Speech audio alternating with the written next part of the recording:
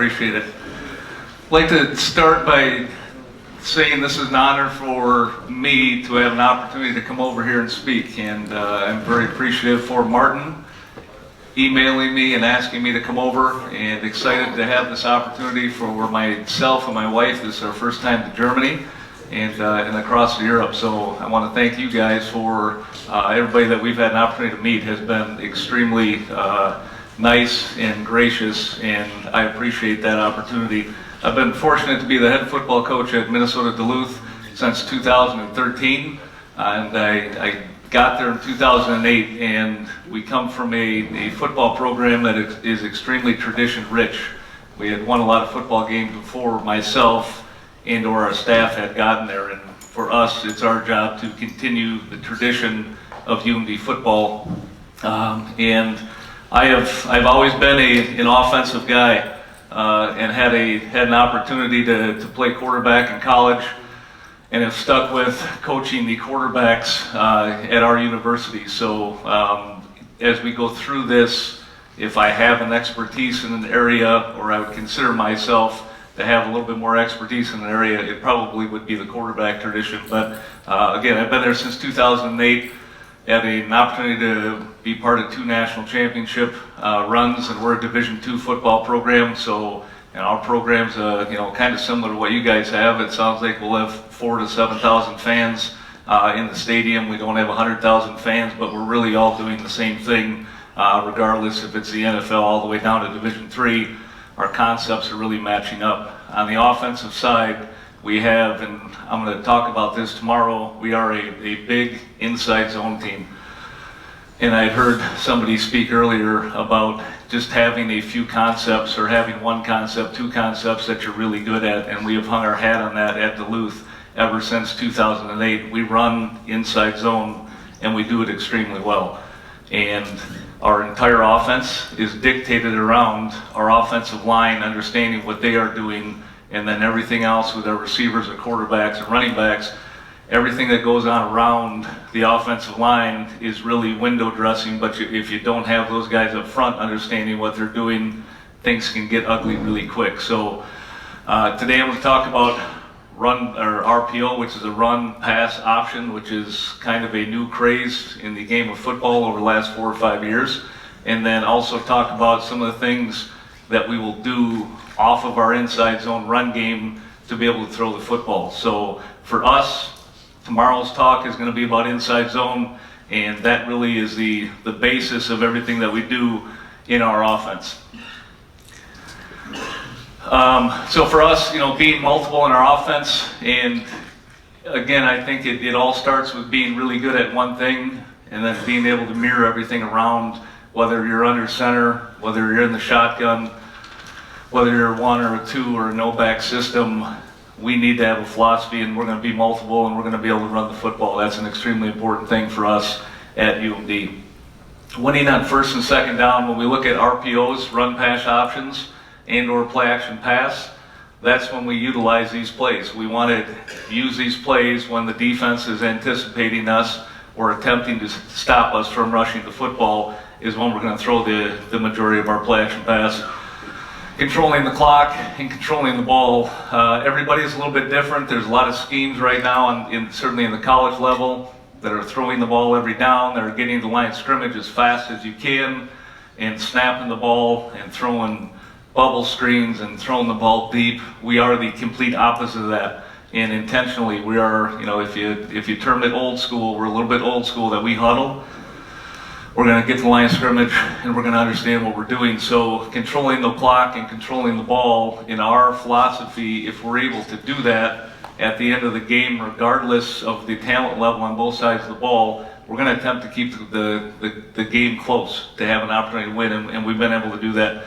Limiting turnovers, again, if you win on first and second down, generally you can do that, and then creating explosive plays will set up our inside zone to be able to have explosive plays downfield. So that will be the idea behind the majority of the talk this afternoon.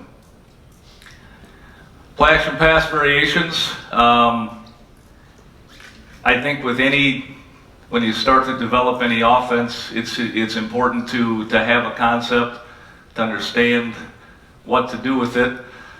And then the biggest piece, in my opinion, is how to adjust it when you're in a game and things are not going the way that you want them to. So to be able to mesh with our run game, everything needs to kind of look the same in the backfield to be able to do that. So our play action pass, our RPOs, all that stuff is going to mesh with our run game. Varying our run game from gun and under center. Why do we do that? It's no different for anybody up front on the offensive line, but it forces defense to be able to defend things that are a little bit different from the backfield, and then matching our motion with our zone concept. So if we're going to motion to run the football with like a tight end, if we're going to motion with a slot to be able to run the football, then we are going to have somewhere, somehow in our game plan, something that's going to be off of that looks the exact same. So that's an important piece of us starting to build our offense.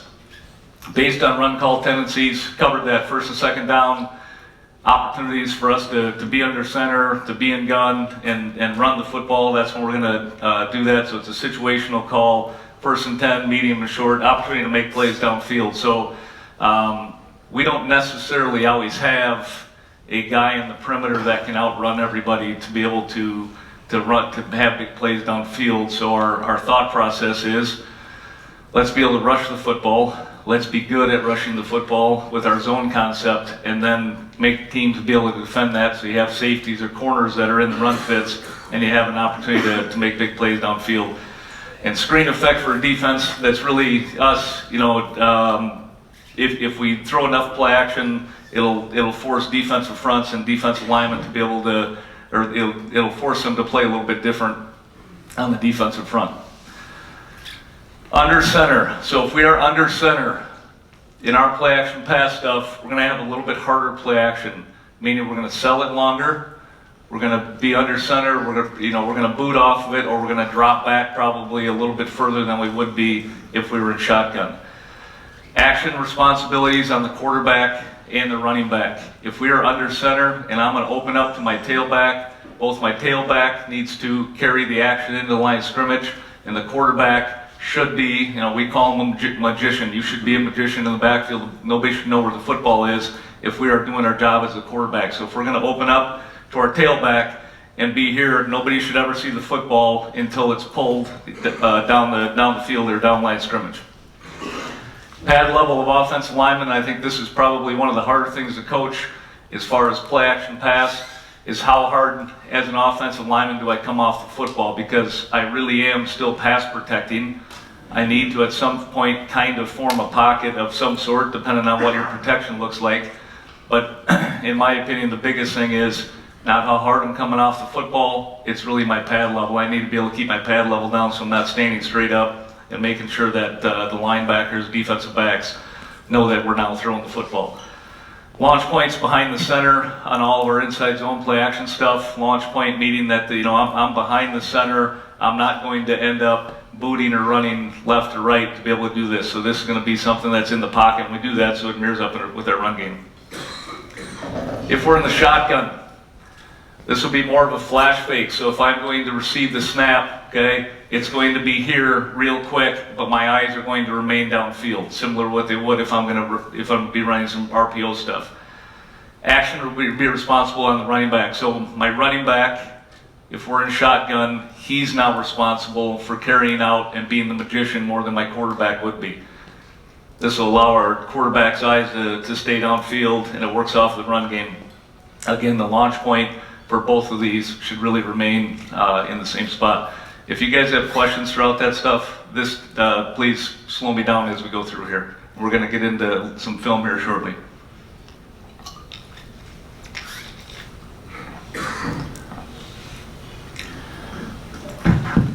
So this is how, versus various fronts, we are going to protect.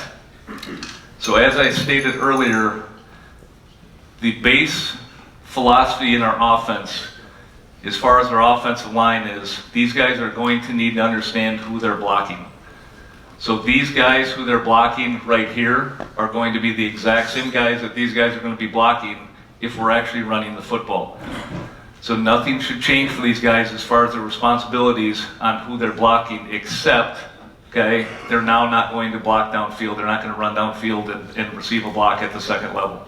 So these are, versus all these fronts, 4-2s and 3-4s and 4-3s, for the most part, they're all blocking the exact same people. And again, I think for me, for us, if we have a secret to our success on how we call our offense and what we're doing at the line of scrimmage, it's making it really simple for our offensive line and our tight ends to understand who they're covering up. As soon as you have offensive linemen that are communicating and struggling on who they're blocking up front, things can get ugly pretty quick as far as attempting to rush the football and or throw it. We're going to go to the end zone for this. So this is, we do RPO stuff against all sorts of, with all sorts of different personnel groups, all sorts of different formations and motions.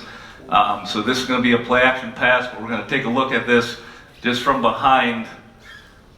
And in this look right here, our running back should be responsible for the backside inside linebacker, meaning the linebacker, my laser's not going to work on this, but the linebacker that's stacked on top of number 29 to the backside.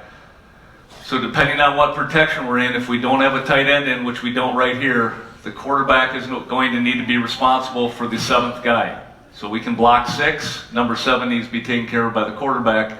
And after this, when we have time to Q&A and or this evening or this afternoon, when if you guys would like, we can draw up all sorts of different protections against this stuff to make sure that we understand where we're going.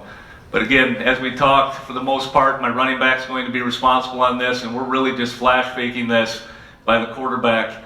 And his responsibility on this is my eyes are downfield, and I got to know who's unprotected. So if he comes, I know I can get rid of the football. So the tailback on this is the backside inside linebacker. Looks like number 49 to the backside outside linebacker right there. So he's always going to be inside out in all of these protections.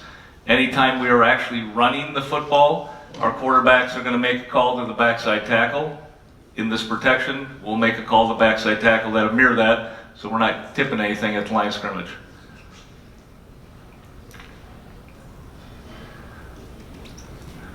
It's the exact same play.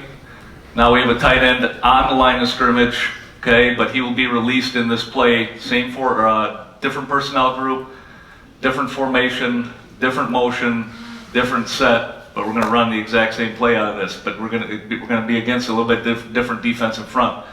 So now on this, same thing that we did last time on our inside zone play action, tackle will base the backside defensive end, running back's responsible inside out off the backside.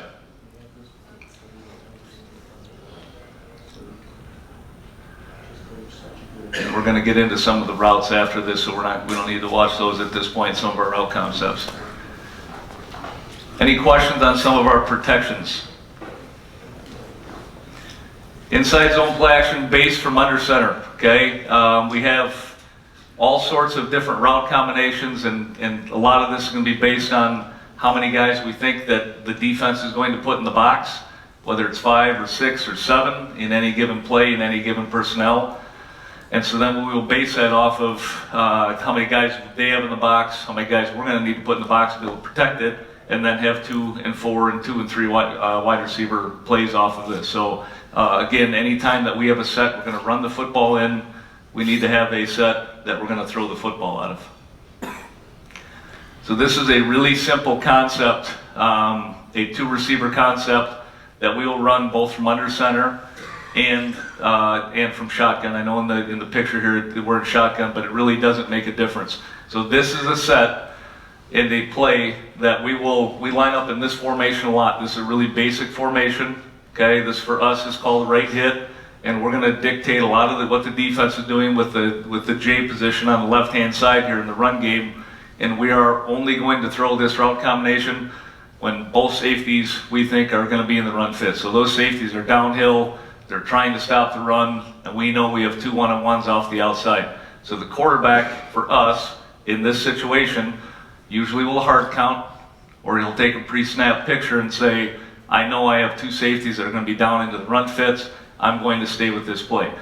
So when we do this, our Z to the right-hand side here, for the most part, he's going to have freedom on this to get to that spot 25 to 30 yards deep to the numbers, okay, to our field side. And that's going to be his job. So he's going to run some sort of route that looks like that, and we're not real defined on this other than you probably need an inside release on the corner, and then you need to be able to run away from the safety. The quarterback usually is going to bend him to make him right. If he has a decision to make, he's always going to vary, or always going to err on the side of going high in his route so we can bench him off. If he benches off early, to throw him back on that is a really tough thing.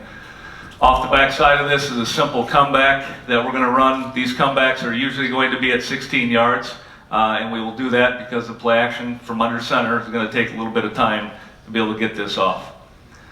So again, in our run game, and those of you guys that are going to be here tomorrow, and stay with me on some of our run game stuff here, the guy that's motioning, our J-back, this guy's moving every single play for us. So we're going to move him over, throw him play action pass on this. And again, you can see two safeties down low, corners are soft. We think we have a 2-on-2 route combination with both guys on the outside.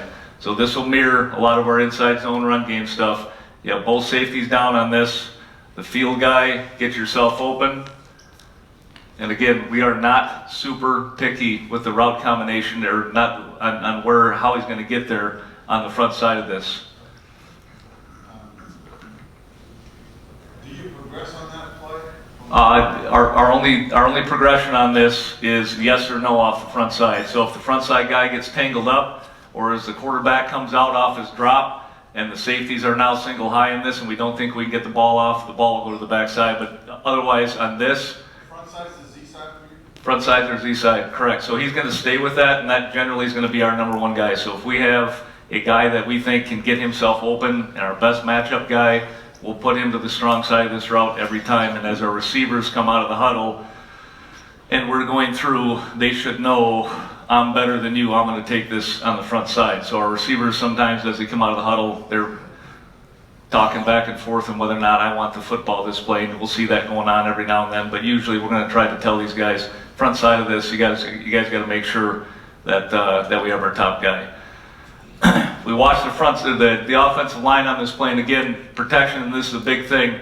Our kids' pad level is pretty good up front on this. It appears for a couple steps that we're running the football, which is extremely important on this. Running back on this, no different than if we're in shotgun. He's going backside to number 54, all the way to the backside outside linebacker. Tackle should base off the backside of this.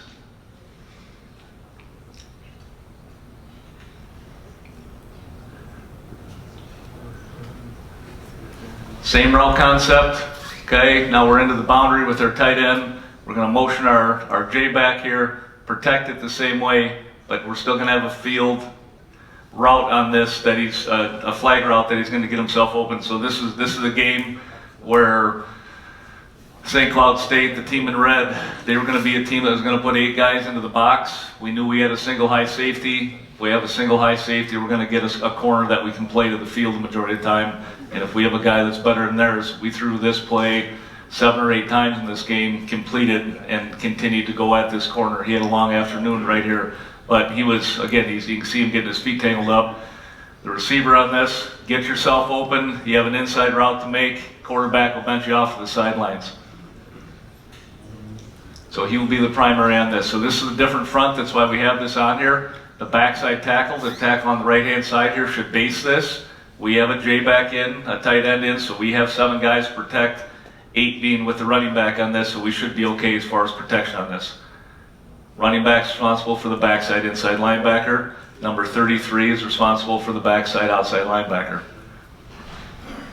Quarterback's footwork on this is exactly this. It should look just like he's going to be handing the football off, and he's straight back. He should be right under or behind center at his launch point here. And again, his read progression, this ball's going to the field, unless something bad happens on the front side, and then I'll make a decision to come to the back side on this.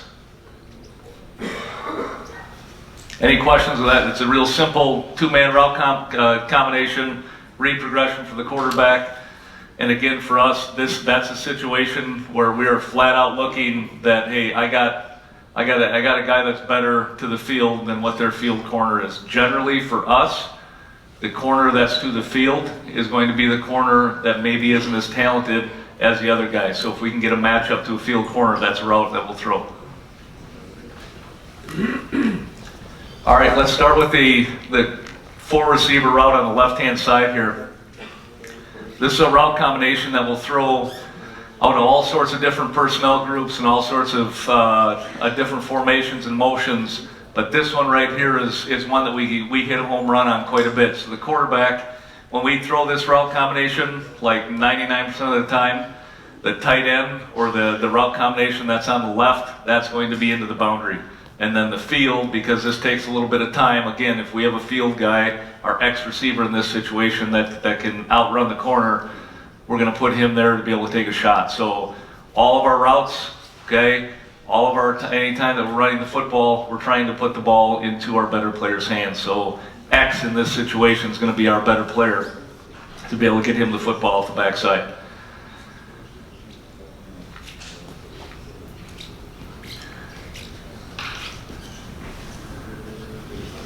All right, so this for us, okay, this is going to be our over concept. And so again, we're going to put our tight end or the guy that maybe doesn't run quite as well into the boundary.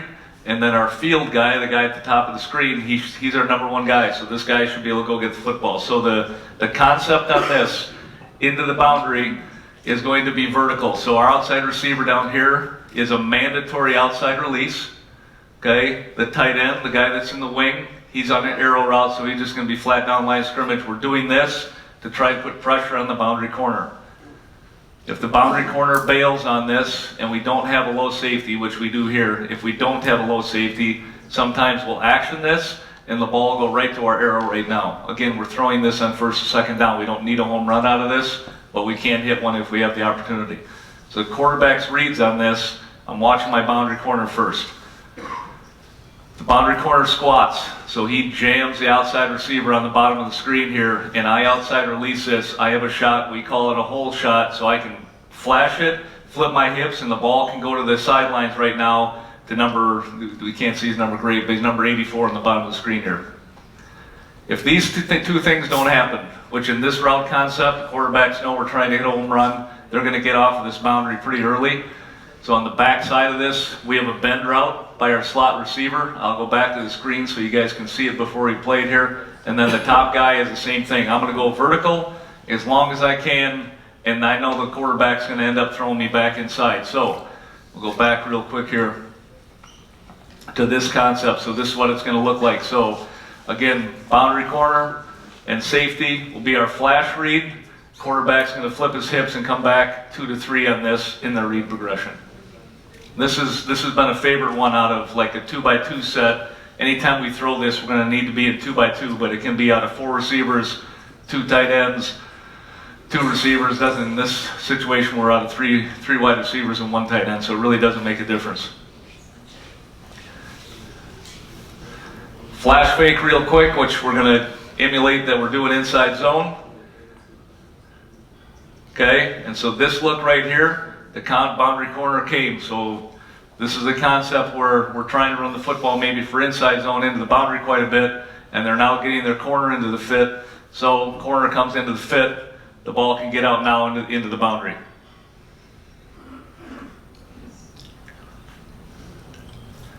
Off the back side of this, okay, had this not happened into the boundary, and these 2 defensive backs in the boundary stay, okay, that means that my quarterback knows right now if my safety's off his hash, the guy on the left side here on the 40, okay, if this guy's off his hash and he's defended my arrow or my vertical route, I know he's now out of the picture. So my quarterback on this, when he flash fakes, he doesn't have any concept of what's going on back here, but it doesn't matter in this play. He's reading here, and I know this safety's gone, so now I'm going to have a window for one of these 2 bend routes to come. This situation, the corner obviously came. We ended up getting the ball to our tight end in the boundary. But this is a play that we'll do if teams are putting their fits into that.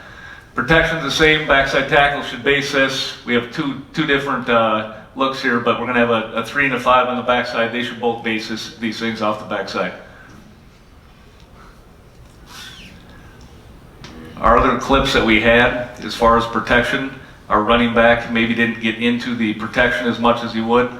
This situation here, linebackers downhill, this is a really good job by our tailback recognizing this and going to open up the window for the quarterback to be able to throw the football.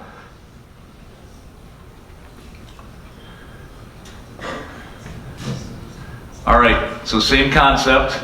Into the boundary, we've got a press corner, not in love with it, and the safety comes down to jump the arrow route. So now my quarterback should flip his hips, okay, knowing that the boundary safety, okay, the guy on the right side of our screen here, that boundary safety comes down to play our arrow route.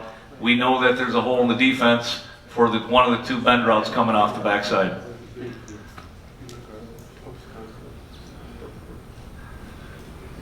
Really good job by the quarterback there with his progression.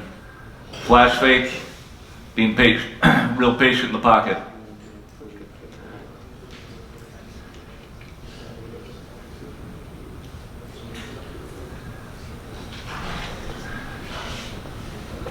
All right, so I'm going to click back a couple slides. So that's one concept that we have that's called the over concept, and that's just out of 2x2. So we're going to run that with 4 receivers, tight ends, whatever it may be, like I said. So this concept right here is a flood concept, and I'm going to go back a couple screens here so we can look at it. So now this one's on the right. So this is really primarily for our quarterbacks a boundary read, and I'll go over that as we watch film. So the single receiver on this on the right-hand side, our Y, he's going to have the exact same concept that are exited to the field on our over route. So he's going to inside release and get vertical and go as hard as he can, and the ball needs to be thrown to his inside. That's our quarterback's first read on this route concept. So our action on this is going to be to the field. My wide receiver's off to the right, my tailback's here. So I'm going to flash this right here, and I'm watching this safety. If this safety comes downhill, I'm pulling this 100% of the time. I know now I have a vacated spot in the defense. Okay? If that safety stays home, I'm just going to progression read to the front side of this, my X to my Z to my J. But we're going to take a peek always off of this to the backside right now to see whether or not I can hit a home run off the backside. And this is a formation that we use quite a bit. And again, we're gonna motion our Z and our J about every snap when we're rushing the football.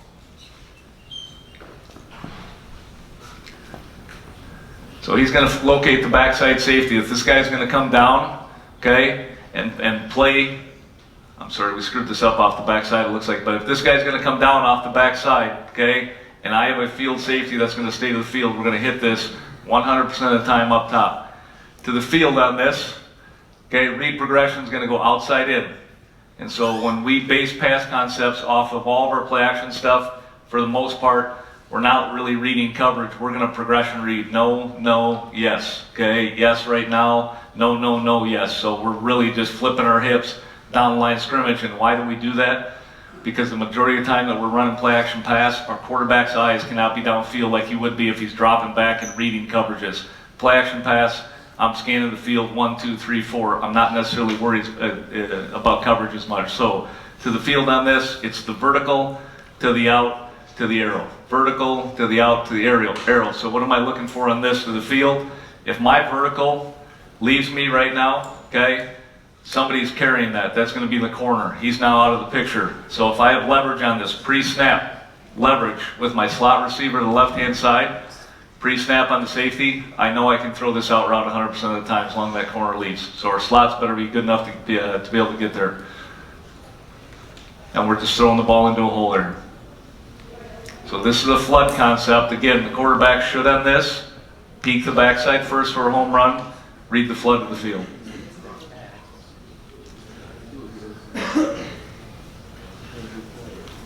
Protection on this, backside tackle needs to be able to base the backside defensive end. Okay, and in this case, the guard's got a shade on him, so he should end up coming down on this. Running back's responsible for the backside inside linebacker. Launch point for the quarterback is important. Footwork for the quarterback is important. Making sure that that guy's comfortable in the pocket and staying with his progressions. 1, 2, 3. Stay with my progressions. It's really easy, simple football. The key to it is pad level by your offensive line and being able to protect it. Once your quarterbacks understand where the route concepts go, they're not worried about 5,000 coverages. They're just progression 1, 2, 3. I don't like it. I don't like it. It's there. Pull the trigger.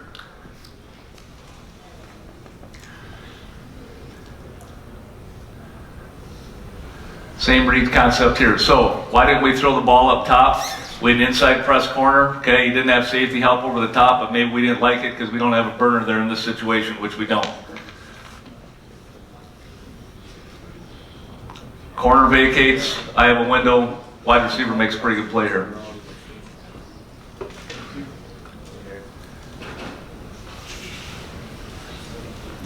Questions? Yep. What if your quarterback got the 3 routes and no? Should you take off route? Either take off and run or the ball goes out of bounds. Yeah. Yep. One of the two. Okay. Yep. They should never take sacks, especially in that situation, because we're usually on schedule. We're 1st and 10, we're 2nd and 5, those situations. Anybody know how much time I have? I want to make sure we get to RPOs. Perfect. What's that?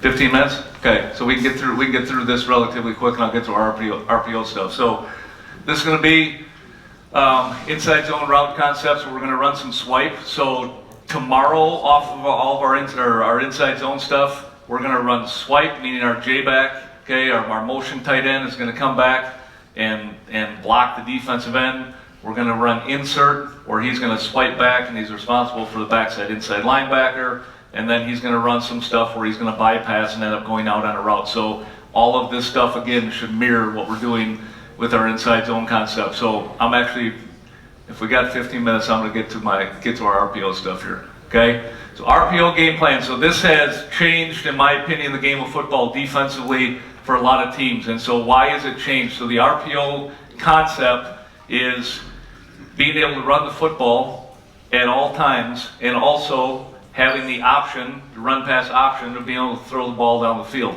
For us at Duluth, okay, because we are not primarily an RPO team, meaning we don't run RPO every single time we're running the football, we run RPOs where he's either going to run or pass the football, okay? But is what we won't do, and I know a lot of you guys are doing some zone read stuff, we won't zone read and read a defensive end, and then run down the line of scrimmage and throw bubble. We don't do that. So why don't we do that? Because we believe you have to invest like 90% of your practice time in being really good at that if you're going to do that. And we don't have, that's not what we do. We run inside zone. So we're going to run, when we call RPO stuff, it's I'm either going to hand the ball off, or I'm throwing the football, but I'm not going to run the football. And then the next time, I may either be running it or throwing it, but then the running back doesn't become part of the equation. It's not a triple threat system. That's not what we do. And so again, why do we do it? It's simpler for us to teach, and it takes less practice time to do 2 of them rather than all 3 concepts. Okay? So who are we reading on this? The nickel or the safety. And we're doing this against 6-man boxes. So anytime there's 6 guys in the box, okay, against us having 6 guys in the box, so we can block all those guys, okay, we are going to have an RPO look. RPO meaning run pass option. If there's 7 guys in the box, defensively, if there's 7 guys in the box, we don't run RPOs. We're either going to throw it or run it, but we're not going to run pass option. Why do we do that? Because the guy that we're attempting to RPO is already on the line of scrimmage. We're not reading anybody in that situation, so we may as well just run the football or throw the football rather than trying to make it more complex for what we're doing. So our quarterback dictates that all the line of scrimmage. A lot of defenses that we go into a game and we see a base, they run a 4-3, they run a 4-2, they run a 3-4. We know going into the game how we're going to game plan and what schematics we're going to use. Sometimes RPOs are in, sometimes they are. Okay. Wide receiver routes vary depending on defense and read of the defender. We will always have, for the most part, our receivers know before the snap what route they're going to run in our RPOs. They're not reading the defense and adjusting their routes during RPOs. Why? It's already complex enough for my quarterback to read what you're doing and hand the ball off or read what you're doing and now set my feet and throw it. I don't need a receiver trying to adjust what in the heck is going on as well. So we make it really simple for our wide receivers, and then as we get into the game, we will have 2 to 5 different route combinations for the receivers, but we call those ahead of time so it doesn't get too complex. Offensive lineman block the same as a base run. Crazy idea, I know, but block the same people every play, then you know what in the heck you're doing. It makes life a lot easier. So this is going to be an RPO for us. Again, if our back is going to be on our left-hand side, that means that we're going to RPO to the left-hand side for the most part. Most of the time we're going to do that. So we're going to read the guy over the top of where our arrow's at right here, okay? That guy right there. So Somebody mentioned earlier that some of you have installed some of this stuff, and that guy that's over the top of our slot receiver just stands there. He doesn't know to react, to either go play the run or to play the pass. If he just stands there, we're handing the ball off 100% of the time. We'll take 4 to 6 yards, and that guy making tackles, and then force him to get a little bit antsy and get into the box, and then we're going to throw the ball behind him. That's the entire theory behind RPOs, was making that guy react how we want him to react. So we're going to read that guy about 100% of the time. That guy's off line of scrimmage. We're going to is getting into the line of scrimmage. We're going to throw the ball behind him here. Quarterback on this is really difficult stuff, and it looks really simple, but it looks simple because we work on it a lot. Every single day, at some point, 5 to 10 minutes, as a quarterback coach, I'm repping this footwork, where I'm flash faking, I'm flipping my feet, and I'm throwing this pass. This pass is only 7 to 10 yards. It's not real tough to throw, but if your feet are bad, it can get ugly real quick. When I'm coaching the quarterbacks on this, I got to be good with my feet. If I don't like the inside route, I don't like the inside route because he's covered either by the nickel or the safety. Okay, and I've already made the decision I'm going to throw it. The ball on the outside should be open to the outside very frequently. Okay, if I flash fake, I don't like that. Be patient and get your eyes back outside. That's what we're looking for in this route. The outside route opens up, and obviously so did the inside. That's why we completed this pass.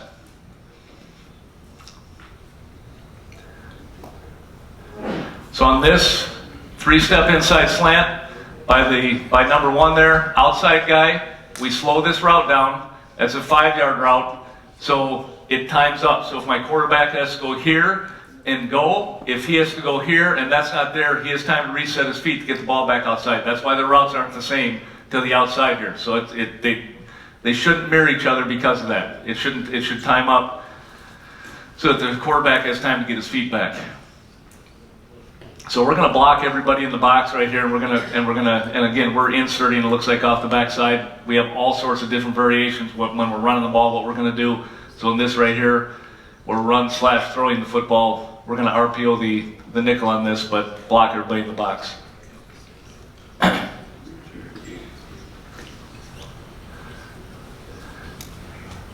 All right, different route combinations. Now, this would be a route combination that we called pre-snap. Our receivers knew what they were doing. That guy on the outside is running a hitch. It's 5 yards and sit down. Defensively, they made a decision real quick here to come off the edge right now. The quarterback probably didn't even need to flash fake this. He receives a snap. He can hit this right now. He still stayed with it to a degree, but he got rid of the ball quick enough. Receivers on this, 5 yards, sit down, and balls almost 100% of the time should be thrown to his outside shoulder away from the defender. On the back side of this, or on the top side of this, I'm sorry, we call it a glance route, but we're going to run an 8-yard skinny post on the top side of this in case the safety makes a bad decision, and he's close to making a bad decision here where we got an opportunity to get behind him. I lost my remote here somehow. There we go.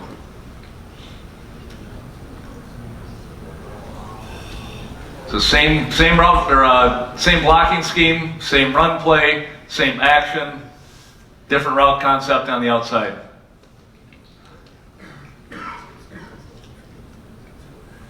Those short throws can become big plays. All right, so if we're going to see a 4-3 team, and they have 5 guys in the box, okay, their 7th guys are both outside. Now in this situation right here, we don't have a tight end in the line of scrimmage, and we don't have a J-back that's off the ball in the box. We only have 5 guys up front, so we're going to block 5 guys, and then we're going to RPO the overhang just like we would as if we were blocking 6 guys. So the guy up top into the boundary here, if this guy comes, we think we got we're 2 for 2 into the boundary on this. Quarterback should have eyes to him, to our corner on this. Mandatory outside release by the wide receiver. Corner comes down to make a decision. Again, these are quick, short throws that can become long, productive plays on 1st and 2nd down.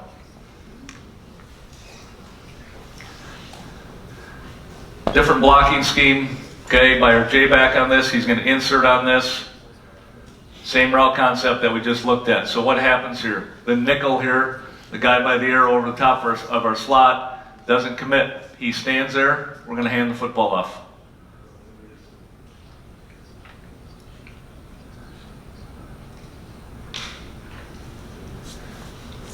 So how do we drill this play? Okay, this play right here, just an RPO period, we're going to start with just our offensive front against a defensive front. So we're just going to start with exchange drill, just receiving the snap, flipping, and blocking everybody and handing the football off. And we're going to do that every single day. Okay, then we will take the offensive line and the defensive front out of the mix, and us as coaches will be the nickel player. Okay, and you know, us as coaches, we're not moving that quick anymore, so it's flat out, if I step up, throw the ball behind me. If I stand here flat-footed, the ball should be handed off. So we take the offensive line out of the mix. And then we'll go to a half-field drill against our defense where we're not worried about anything going to the boundary. We're just going to run RPO stuff to the field. It's good for our defense to work as just good as it is for our offense to be able to work. Nickel stands flat-footed. Ball should just be handed off. Just make it easy. Quarterback on this could have worked a little bit harder, but his eyes were in the right spot. Continue to vary RPOs. Okay, vary them with how you block the backside. We're going to talk about that at exhaustion tomorrow. All we do on our inside zone stuff is vary the backside calls. Who we're blocking, how we're blocking it, who we're reading it, how they're swiping it. That's what we do, so this stuff all mirrors that exact same stuff. Okay. RPO to the field again. Guy over the top of our slot receiver. That guy stands there, we should hand the ball off. Blocking 6 for 6 in the box, it makes it really simple, and defenses have a hard time. If they're going to be a 6-man box, defenses have a hard time defending this stuff if you can block the 6 guys in the box. So RPOs don't necessarily have to be a 3-way threat, that I'm going to read somebody, option somebody, and throw off somebody. These are all, I'm reading one guy, it's simple, I'm flipping my hips, and I'm throwing behind you. If that guy doesn't move, continue to hand the ball off. If your offensive line can't block 6 for 6 to be able to rush the football, then there's no need doing this. You should be throwing the football anyways. I mean, so you have to be able to block the guys that are in the box and then read the extra defender, the guy that you can't block. So our quarterback on this, you can see him doing this concept right here. This is what we call a casino route. So he's making the call, telling the receivers right now, you're going to run this route concept on the outside.